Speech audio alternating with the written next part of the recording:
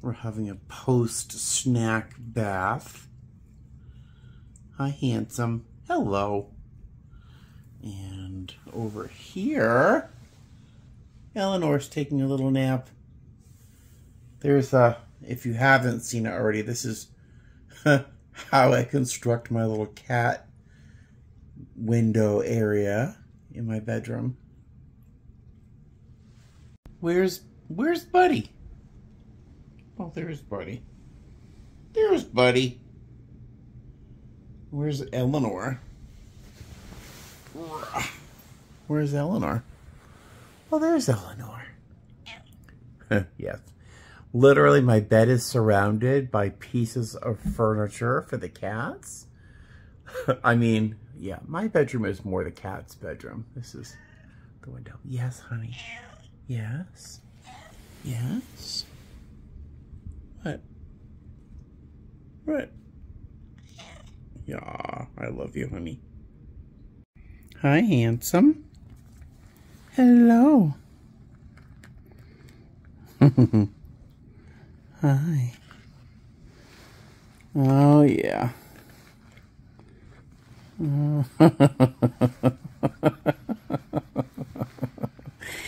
Oh, you're funny. You're funny. Yeah. You're a funny cat. Hello, Eleanor. Hello, hello. Whoop, whoop, whoop. Yeah. Oh, yeah.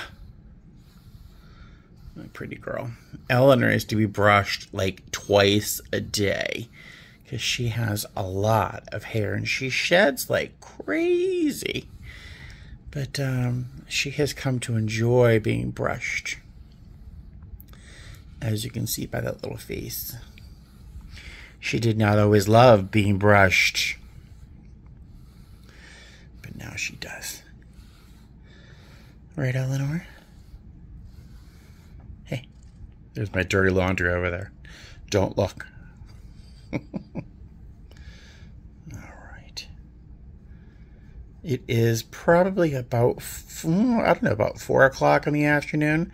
We're thinking of taking a nap, aren't we? I think we are. Mm-hmm. Right, Eleanor? Oh, okay. I just woke up from a little nap and I opened my eyes and the first thing I saw was this.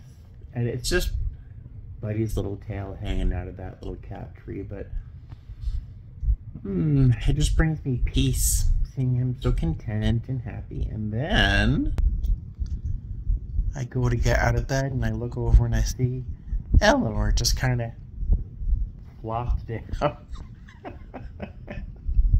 Just kind of floppy. And I'm thinking, I'm so happy. I imagine this is what it's like to be a mom or a dad of a little baby and looking into the crib and seeing the baby sleeping peacefully, safe and comfortable, content. It's nice. Hey guys, how are ya? Welcome back to my channel. It's me, Steven. Eleanor was just in my lap a moment ago, but she took off somewhere. Oh, that's interesting. Oh, they never do that. Let me see if I can capture this on camera. I'm sitting in my little loft area, which is where I have my TV and my computer and stuff, and I can look into my bedroom and look at Buddy and Eleanor. They never, ever, ever sleep that close to each other. That's very funny. It's also very sweet. It makes me very happy. Aren't they sweet? I love my cats. Eleanor has always been very sweet. She's always been a little lady. She's a little weird, but she's a beautiful, sweet little cat. Buddy, if you remember, and you've been an OG subscriber, Buddy used to be a real bad boyfriend. He was a jerk. He was a jerk. I mean, bad. I loved him anyway, but yeah, he was a jerk. Now he's a bit of a cuddle bug. The only problem there is, do you ever have that boyfriend who's always touching you? He's like holding on to you, holding your hand, his hands are on your waist, and you're like, ugh, just give me 2 seconds where you're not like grabbing me. Or is that just me? I don't know. But you've ever had that like extra touchy boyfriend who just can't leave you alone for a moment? Yeah. Yeah, that's become Buddy. Buddy is always looking for attention now. He's a complete cuddle bug, and I'm powerless over it. So I'm very happy. But I love my little cats. I think that's obvious. But it is 5 o'clock in the afternoon. I thought it was later than that, but all I've done today was wake up, go to my pottery class. Not a lot happened. Certainly nothing worth filming. And then I came home, warmed up some food, and then took a little bit of a nap with the cats. And so since nothing else is going on, I may go to a recovery meeting later on today. So I figured since I have extra questions left over, I do a follow-up Q&A. I hope it's okay. So let's start with some questions. Let's go back. Let's see. 2Zoe2, I think that's it, asked me, well, you asked for questions. This might seem a bit depressing, but I was wondering if you have plans in the event that something may happen to you, and how would your cats be cared for? I think about that all the time. Not to be morbid, but the men in my family have always historically passed away from heart attacks, and it's always been very sudden. But they've all been drinkers, they all smoke, and they frequently did drugs and just lived horrible lives. So hopefully I live forever. Yeah, I think about it all the time. I think, like, if I have a heart attack and I'm on a layover or I'm at work or something, or even if I'm home and I can't reach my phone or something, like, what happens? I mean, my cats have food and water for maybe 5 or 6 days, maybe a week. After that, they'd be eating my cheeks and my eyeballs. That's the reality. If I have any notice, if something's going wrong, if I'm going to be in danger, if something happens to me and I have any ability to call anybody, I'll call 911 real quick and then hang up on them, and then call my friend Veronica or my friend Tori, my new friend Tori. Both ladies I met at my pottery class, who I adore. And I know especially Veronica, she is 100% a cat person. She felt almost as bad for me losing Claire than I did. So she would certainly be able to help me out. And I'm sure Tori would help out as well, in either keeping them or finding homes for them. So, yeah, if it were a sudden emergency and I were unable to reach the phone, it's a tragic situation, and I really don't want to think about what happens from there. But I do have 2 people in my life who I think I could depend on to help me out with the cats. So there's that. Let's see. Zizzy Zoot. I'm interested in knowing more about how you sell things on eBay. Any tips or tricks or things new sellers should know? That could be a whole separate video. So if I were to describe the process of selling something on eBay, that would be a very long conversation. Not that I'm really foreign to or alien to talking about things for a long time. But the first thing I would think a new person should know is that it's a lot of work, and that the amount of money, the profit, is frequently much smaller than you imagine it to be. So for example, if I got this teacup that I think I showed you guys yesterday, right? I find this at Goodwill. It's covered in packing tape. It's probably filthy from sitting in someone's kitchen for years and years and years, having not been used. So I have to find the item, pay whatever I pay for. I think I paid $3 for that teacup and saucer. Take it home, clean it, which is frequently a problem. Taking photographs, which is about as important as taking photos on a dating profile, if not more, because you're making money off of it. Unless you're on that kind of dating website and you're making money, which is probably not the content for this video. And then taking pictures, then researching like how much to charge for it. And there are ways, and I could tell you about that, maybe a separate video. Taking photographs, listing it, and then God help you when someone actually buys it. Sometimes the shipping and packing of the item is a lot of work. Getting it to the post office, keeping in mind that your overhead is the price you paid for the item Shipping, if it's not covered completely by eBay and their calculated shipping, buying your shipping materials, and eBay takes, I think, 12 to 15% of those of the money that that you earn, including shipping. I think they take that percentage off shipping as well. So I think personally, if you're going to list something for eBay on eBay, think whatever you're going to make from it, so divide that in half, and that's what you would see in terms of a profit. So these people like Thrifting Vegas and the Niche Lady, two local people here in Las Vegas that have YouTube channels, they sell a ton of stuff, and they pick up stuff all the time for a $5, $10, $20 profit. And personally, that just doesn't appeal to me at all. It used to, but it's a lot of work for that $4, $5, $6 profit. So as a newcomer, really aim for higher profit items, research what you want to sell, and see what people have paid for it. Two tools I use, this are the last things I'll tell you about this topic. Two tools I use to find research pricing. If you go onto YouTube, search for the item. So this item, for example, I would write Lefton. It's by a company called Lefton. Teacup and saucer, hand-painted, maybe a cabbage rose I would include in the description. Do a search, see how many there are, look off, and there's like, if there's 50 of them, don't bother. Unless they're going to price it real low. Look on the left-hand side of the screen, you'll see a little link that says sold. Click on sold, and it'll show you all of the items that match this description or close as to what sold in the past 90 days and for what amount. So you have an idea of how much the piece is sold for and how common or how rare it is. If it's rare or you have the only one, go crazy, price it up, see if it sells.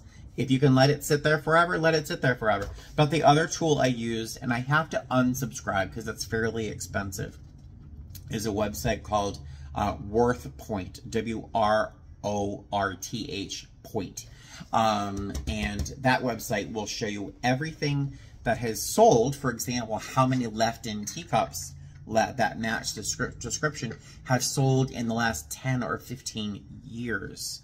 So you have a good idea of how much that item has sold and how that price has maybe vacillated over the last decade or so. So that's a little primer. One day maybe I'll do a whole video on how I sell things on eBay. That was a lot of information. Sorry, guys. All right, so Nevada asks, do you believe in anything supernatural? If so, have you ever had any supernatural experiences yourself? And I think later on she was also asking if I believed in aliens and things like that. So I have not experienced a lot of supernatural things. I do believe to a degree that something might exist. How's that for clarity? Yeah, so I don't know if these things happened. I'll start with that. But right after my brother died, now if you know my story, my brother passed away through a tragic, truly tragic accident back in 1977. He was 5, he was soon to be 6. I had just turned 8 years old, and he died horribly, and I witnessed it. I'd say maybe a week, I don't know in terms of time, but I remember laying in bed, being woken up and seeing my brother standing there at the end of the bed, nodding at me. He didn't say anything, didn't point, didn't do anything, just nodded. No, I don't know that actually happened or not. I mean, I was deeply and incredibly traumatized. My only sibling died under the back wheel of a pickup truck. I mean, I was traumatized. So I don't really know if that happened or not. I'd like to think it did. I'd like to think that it was my brother saying, hey, I'm doing all right. Don't worry. You know, that's what I would like to think, but I don't know. And the only other time I can think of even remotely, and I don't know if it happened or not. Once again, I was traumatized. Claire, my cat Claire. Oh, it's coming up on a year that she died. November 5th. The night of November 5th, the morning of November 6th, actually, is when she passed. Shortly after she passed, I remember lying in bed and I felt my eyes were closed, but I could feel Claire moving on the bed, walking towards me. Now, Buddy and Eleanor rarely sleep next to me. Claire always slept next to me. She always slept over my right-hand shoulder here in her little bed. And she would walk across the bed in a very particular fashion along the edge, and then she would walk over me, step over me, and get to her bed. I felt little footsteps that were just like Claire's. Claire had a very particular cadence to her step, and I immediately opened my eyes thinking I would see Claire. Now, again, I don't know if that happened or not, because when Claire died, I went insane. I truly lost my mind when that cat died, and I'm going to have to stop talking about that right now because I'll start getting upset.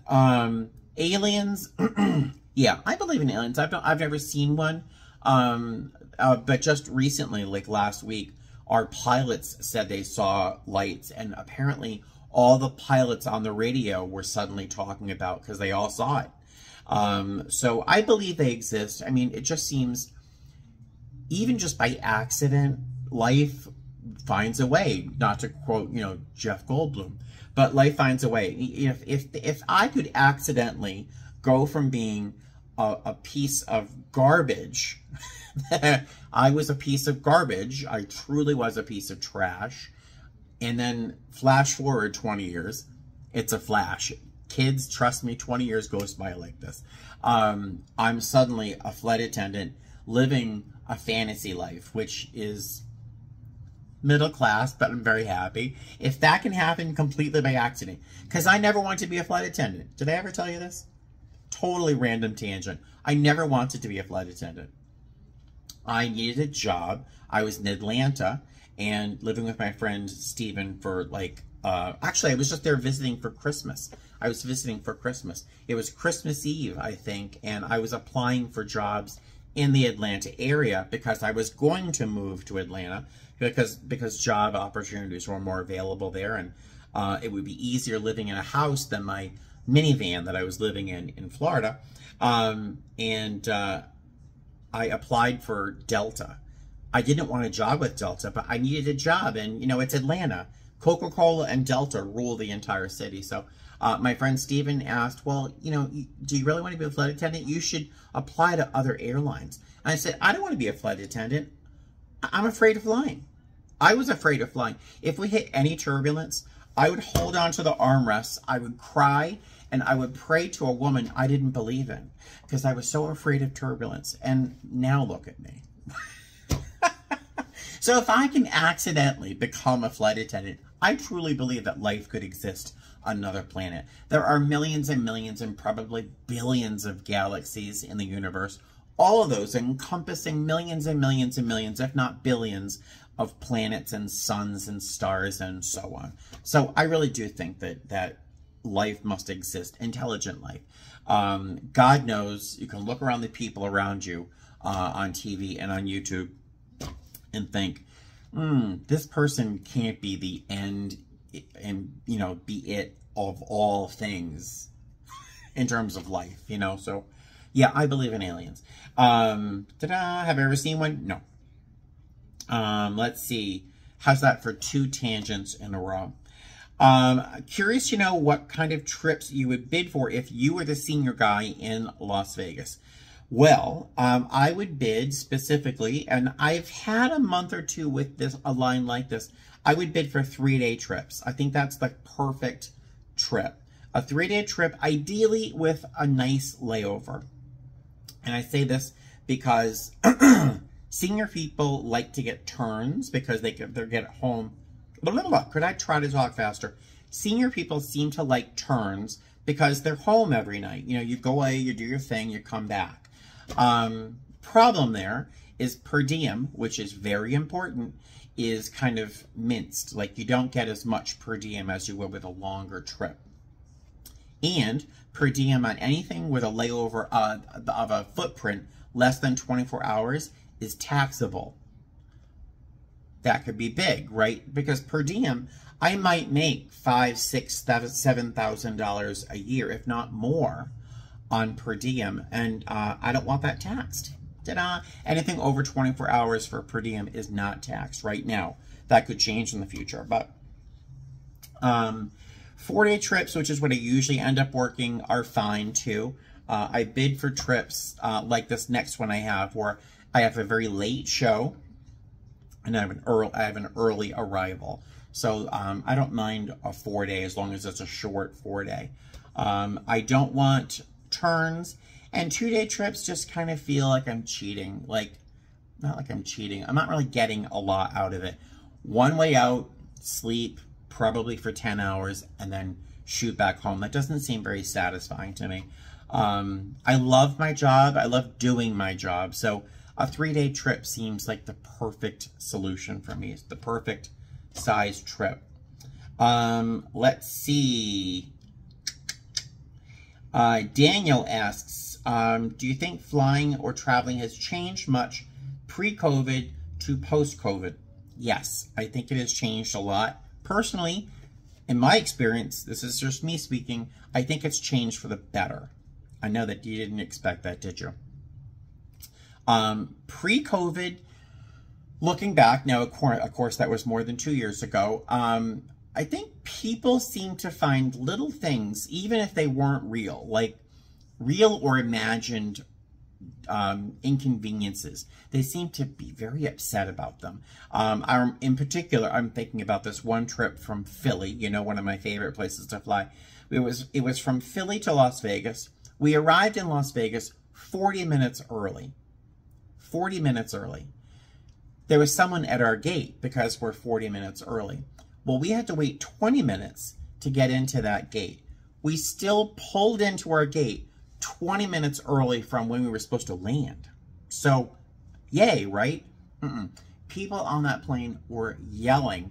I hadn't been called F-A-G-G-O, that word, in a long time. But passenger yelled, "Get me on this plane, you know."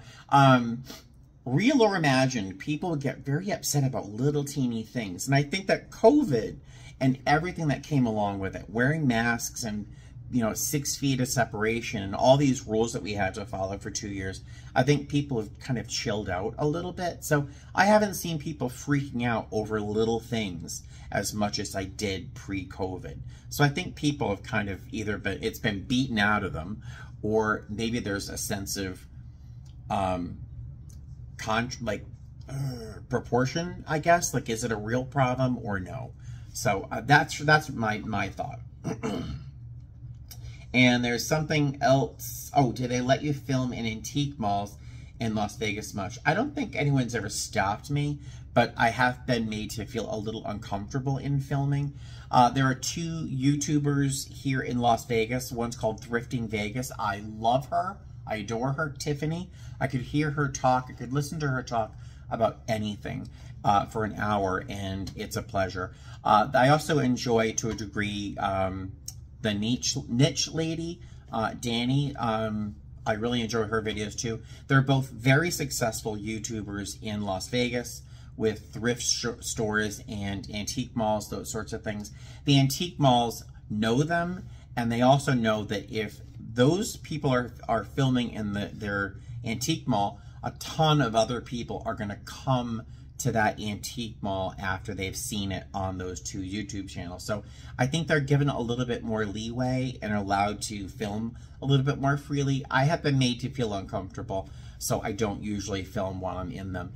Plus, they often play music really, really loud, and you have to either do a voiceover on your filming or talk a lot over the music so you can't be hit with a copyright strike. Now, no one watching this video would ever believe that I would have a problem talking over music for a while. It wouldn't be a problem for me, but it's still not that comfortable, so I don't really film that much in those situations. Let's see. That was the question for Nevada G. Do you make money from YouTube, and how much? So yes, I make money from YouTube. It's actually through Google, who owns YouTube. They pay through a website called AdSense. So I have to admit I'm ignorant as to what details count towards being paid by Google and YouTube. I do believe it's if you watch the commercials or a majority of the commercial, if you interact with the video by either liking it or leaving a comment, good or bad. Apparently they both count. I would only prefer the good, but so I'm really ignorant as to what goes towards what counts for being paid on eBay. I do believe if you watch the commercials or if you interact, or leave a comment, I don't know if the number of subscribers really counts towards it, but the number of ways that people interact with the video, that counts. So I have made, when I first started, I would make like $80 every other month. And Google only pays out once you've reached $100. So I would be paid every few months. I would see a little bit of money. It wasn't really worth doing, and I wasn't doing it for the money, and I'm still not doing it for the money. Clearly, because I would be a much larger channel if I were. But these days, I probably make between 280 and 340. It depends really on how often I film, how interesting the video is, and how much interaction goes on with the video. So at most, I've been making about 320, 340 on the high end, and say 250, 280 on the lower end. That's what I would usually get. With Vlogtober, I would guess that in November, after this month is over, I'm going to probably guess I'd get probably closer to $600, $700 because of the amount of views I would get on the YouTube channel. So that money, I imagine in my mind, going towards my HOA, going towards my car payment. That's where I kind of pretend that money goes. Let's see how long this video is. Aylin, let's see. Aylin says, hello, Stephen. Love your videos. I myself will be heading to training next month.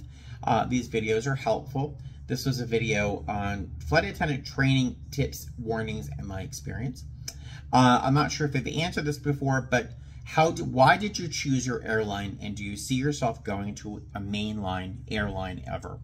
Well, there's a story, of course. So I did not choose my airline. My airline kind of chose me. I had, didn't I tell you this earlier? I'm not sure if I told you this. I didn't want to be a flight attendant. I just didn't want to be a flight attendant. I would fly, and if we hit any turbulence, I'd hold on to my armrest real tight, and I would close my eyes and I would cry, and I'd pray to a woman, Mary, that I don't believe in. And that's how I would handle flying. I was a very nervous flyer. I would fly, but I was scared pretty much the whole time. So I clearly didn't want to be a flight attendant, but I had been, did I tell you the story already? I had gone to Atlanta for Christmas to visit my friend Steven. And while I was there, he convinced me to start looking for a job in Atlanta, as the job offers were probably better than in Tampa, where I was living in my minivan. I know. Did you know that? I'm so sexy. That night, Christmas Eve, we're driving up to his little house on top of a mountain in the Smoky Mountains. We're driving up there for Christmas. And I applied for a whole bunch of jobs on Indeed and other websites. One of the websites was Delta. I did not want to be a flight attendant, but Delta and Atlanta are so inextricably, did I use that right? Intertwined, that it's like Coca-Cola and Delta are the soul of Atlanta. So I applied for Delta not knowing what I was doing. Stephen convinced me to apply to a couple other airlines because he had this idea that I wanted to be a flight attendant. I didn't. I'm sure I told you the story already. Sorry if I'm repeating myself. So I applied to a few airlines. I ended up hearing from my airline. I did hear from American about a year after I finished training with my airline. Delta said no after a horrific video interview. JetBlue, I don't know if I ever heard back from them. I may have gotten a thanks, but no thanks. But funny, right? Because guess what's happening? So yeah, I didn't choose my airline. My airline chose me. I got the job offer and went to training after the interview, of course. And then, yeah, so I became a flight attendant. One day, maybe I'll tell you how I got over my fear of flying. That could be a whole separate video in itself. Do I ever see myself going to a mainline? No, I do not. I don't think I'm built to go through flight attendant training again. It was very stressful. Don't think I could. There's only 2 airlines I would contemplate if I had to. Would be, number one would be a tie, Southwest and Delta. Southwest, from what I understand, the spirit of the company to be like, the work environment looks very positive, but they work too damn hard. I tell you, those flight attendants with Southwest work so hard. They work so many legs in a day. From what I hear, like a 17-hour layover would be considered a long layover. No, thank you. I've got a 29-hour layover in New Orleans this week. So, like, that's the kind of layover I want. Plus, they have a 24-hour where crew scheduling can call you. If you're on reserve, they can call you 24 hours a day. No, thank you. No. Plus, and Delta, I would think about that only because you get a line right out of training. You have 6 reserve days a month, and that sounds fine. But I would have to really consolidate my personality and what I say, how I say it, when I say it, because I think I would be a lot at Delta. I don't think I'd be very successful, honestly, at Delta. So, yeah, I'm staying right where I am. Ta-da! I'm sure I told you that whole story about being afraid to fly earlier. I'm so sorry. Somewhere in here, all right, so I can't seem to find the questions or even the comment under the section, my comment section. But someone wrote a comment with some questions in there regarding recovery meetings that I go to, or that I mention once in a while. And they had a couple questions. I just don't remember all of them. One was, does it cost money? Are there cliques or something like that in meetings? I'm not sure if they mentioned the God thing, because people have a big problem with the God word at meetings. And I was one of those people. What else did they ask? Something, I forgot. But so if you have a moment, I figured I'd address some of those topics. Does it cost money to go to recovery meetings? No. One of the traditions, we have 12 of them. One of the 12 traditions is, the 7th one, is that each meeting ought to be self-supporting. So if the group has a meeting in an office space or a communal space, if there is rent for that meeting to happen in there, that the group would raise money for that meeting's rent. If there's coffee, cookies, whatever, then the group can offer to buy those things as well. So a basket will be passed around in the meeting, very much like at church, but the contribution is frequently $1. $1. It's cheaper than a scratch ticket, and it's not required. You don't have $1, you don't put $1 in the basket, you're fine. No one's going to judge you at all. I might judge you if you walk in with like a giant Starbucks, the nails out to here, the hair, you pull up in a Corvette. I might look at you and go, you don't have $1? But in general, no, there's no cost to go. If you have $1, throw it in the basket. That will go towards rent, or cookies or coffee or whatever, literature. But if you walk in there without $1 to your name, people walk into meetings, especially in my geographic area, my part of Las Vegas. There are some people who are really, really suffering difficult times. They're homeless. I don't want them putting $1 in the basket. I want them to buy food or water or something. You know what I mean? So there's no cost to go. Clicks. I know I saw the word click in the comment or the question. And, you know, it's funny. When I go into a meeting where I don't know anybody, I might be new to that meeting, or there's a group of people say there's a group of 5 or 6 people talking before or after the meeting, because no one really talks, you know, inappropriately during the meeting. But before or after the meeting, you'll find groups of people chatting, talking, laughing, having a nice time. And if I'm not part of that group and I feel like they're other than me, I don't fit in, I don't belong in that group of people. This took a long time for me to figure out. It's not the group being a clique. It's a group of people talking because they have something in common, and I'm not part of it, and somehow I think that I don't belong there, and therefore they're a clique. It took me a little while to figure that one out.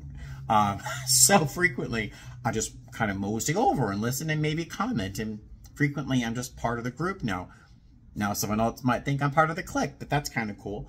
I'm a cool kid in a clique. That'd be nice. But yeah, there's really not a lot of cliques.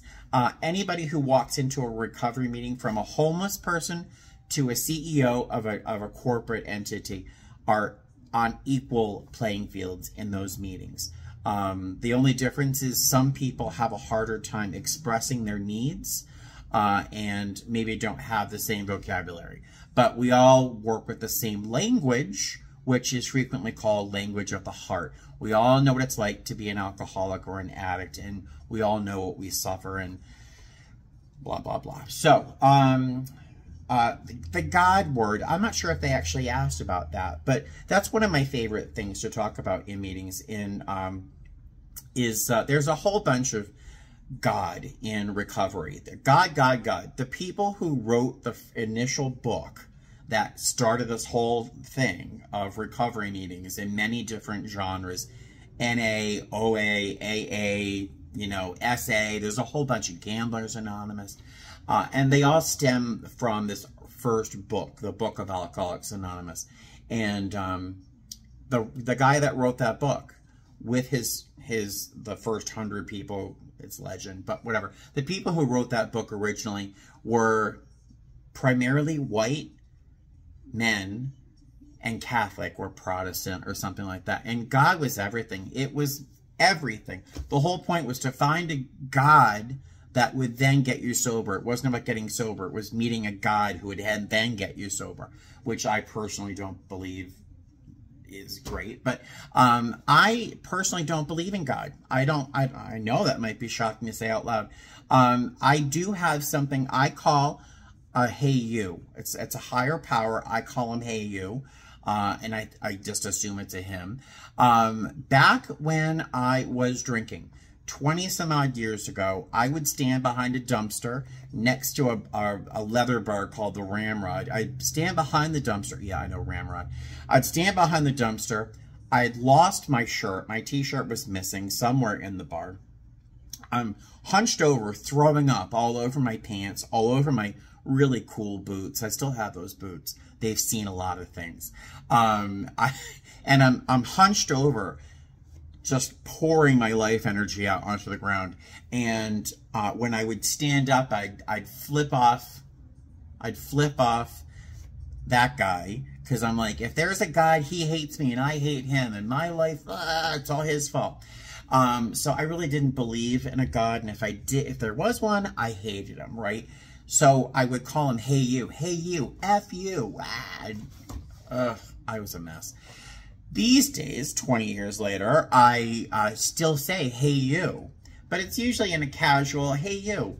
You know, thanks a lot, that was great. It's usually out of a sense of gratitude. I rarely ever say hey you, I need XYZ. It's usually hey you, thanks for not landing me in jail today. But the word God, the G-O-D, is everywhere in the literature. It's everywhere on the walls. And for someone who might have a problem with God or Catholics or Christian or religion or whatever, it can be a little daunting and a little confusing. In certain parts of the country, it's all about God and Jesus. And Jesus got me sober. My higher power is... That's great. But when we finish meetings, I'm talking like a mile a minute, like I'm in a race. When a meeting is over, we usually end a meeting with a prayer. Now, that prayer is frequently the Serenity Prayer, which is really non-denominational. It's just basically suggesting a path to follow, right? And you don't have to be religious to follow a healthy path. But many times it's the Lord's Prayer. Now, I'm not a believer in God. I didn't go to church. My higher power is a very vague, amorphic, subtle thing that I don't even know really exists. But it does feel comforting to talk to something. So the Lord's Prayer is not something that is like a go-to for me. It's not the thing I would normally do. But I say it out loud with everybody else. First off, because everyone's saying it, so of course I'm going to follow suit. But second, when I say the Lord's Prayer, I actually kind of translate it loosely in my mind. You know, Our Father who art in heaven, which is a joke because my grandfather's name was Arthur. We used to call him Our Father who art in Pawtucket. It's funny if you were there. But Our Father who art in heaven, hallowed be thy name. Thy kingdom come, thy will be done, which I would loosely translate into, it's not my monkeys, not my circus, not my monkeys. This is not my party. I'm just a guest. This is somebody else's house. You know, this is these are whatever. So I kind of loosely translate the Lord's Prayer into something that basically says, this isn't my party. I'm not in control. Try not to be a jerk. Try to remember that I am worthy of love and I'm capable of loving other people. And then it is what it is. The world is what it is, and I am powerless over it. And that's not really, doesn't make a lot of sense, but that's how I kind of loosely feel about the Lord's Prayer when I'm saying it. So I'll stand there in a room full of other alcoholics saying the Lord's Prayer. From an outsider point of view, it might look like we're all kind of in a cult, saying the Lord's Prayer. But for me, it's just saying this affirmation, this positive thing, before I leave the room and walk back out into the real world. So, yeah, you can go into a recovery meeting and not believe in God and get sober. I've found it to be very, very possible. There's so many other things to say about recovery. But if you guys have any questions regarding recovery, please feel free to reach out. My email is steven.pereira. You see it right there on the screen, at gmail.com. It's really the only way I interact with people. Lots of people try to message me on Facebook and such. And I really, honestly, Facebook is Facebook for me. It is my outlet for when I want to say something, post something, complain about something. It is not a way that I communicate with people in general. So please, if you ever want to contact me, do not message me on Facebook. I just don't pay attention to it. Drop me an email or leave a comment in the comment section below. But if you are an addict or an alcoholic, feel free to reach out and contact me. I may not be able to help you. I can only share my experience, but I would point you to or direct you to a type of meeting or a type of resource that might help you. So there we go. I'm going to wrap this up because this video is eclipsing yesterday's video in length already. And while some of you like long videos, some of you don't. So I will let you go. Thank you for watching today, and ask some questions. Feel free to add more questions under the comment section in case I have nothing to share later on in the month. All right, I'll talk to you later. Fly safe.